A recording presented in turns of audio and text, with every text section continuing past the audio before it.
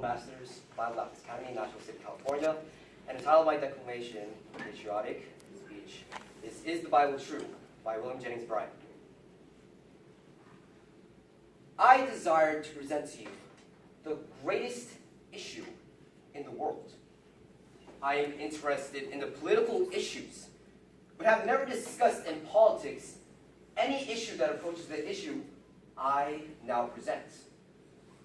I have been interested in international affairs for a quarter of a century, but no international gathering has ever had before it an issue so great as this question: is the Bible true?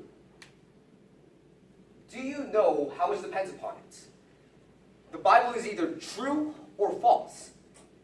It is either the Word of God or the work of man, one or the other. If the Bible is the work of man, then it is not the Word of God. And if the Bible is just the work of man, it is the greatest impostor this world has ever known. From its first page to its last, the Bible claims to be the revealed will of God. If it can be convicted of being a lie, it not only must come down from its high place to the level of man-made books, but it will sink lower than that. If it can be convicted of being an impostor, it never can survive the odium which that conviction will place upon it. But if it is true, then no other book can be mentioned in comparison with it. If it is true, then no guesses of any man can be substituted for the Word of God. But to come back to my question, is the Bible true? We have a fight on our hands, and I am on the defensive. I've been defending all my life. But when I defend a thing, I do not wait for the enemy to come and attack. For when I find an attack, I go over and do the fighting on the enemy's territory. To question whether the Bible is true is the issue. And I'm going to do the fighting in the enemy's ground. I shall not wait until he takes off his mask and comes out into the open. I shall shove him in the woods and make him come out. What is it that is attacking the Bible today? There is only one thing. The Bible need not be crime. Because the more crime, the more the need for the Bible. The Bible need not be afraid of sin. For the more sin there is, the more we need the Bible standard by which to measure it and condemn it. What is it that troubles Christianity today?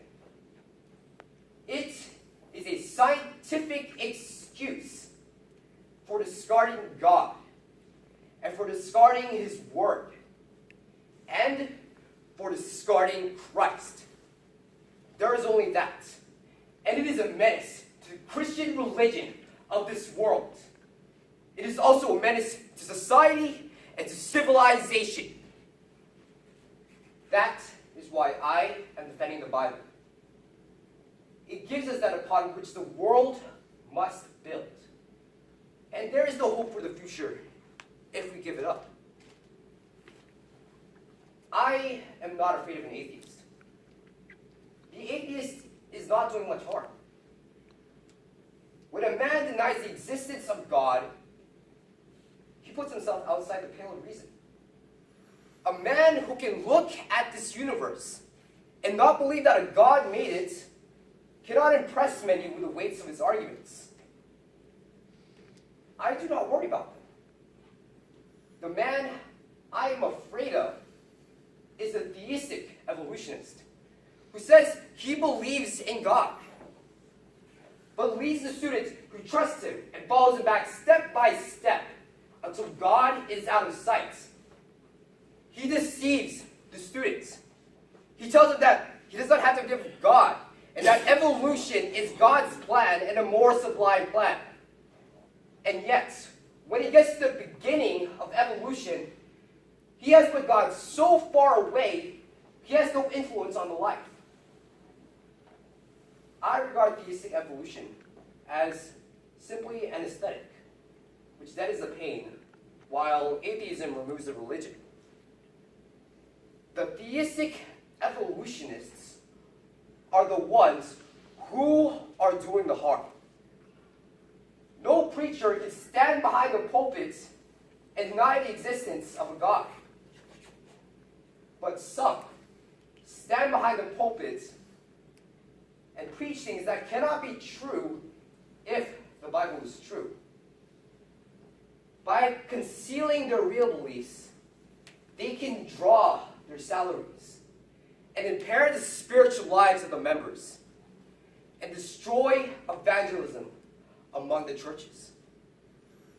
Evolution, theistic and atheistic, robs Christ of the glory of a virgin birth and of the glory of, and the majesty of his deity and of the triumph of his resurrection. That kind of Christ cannot save the world.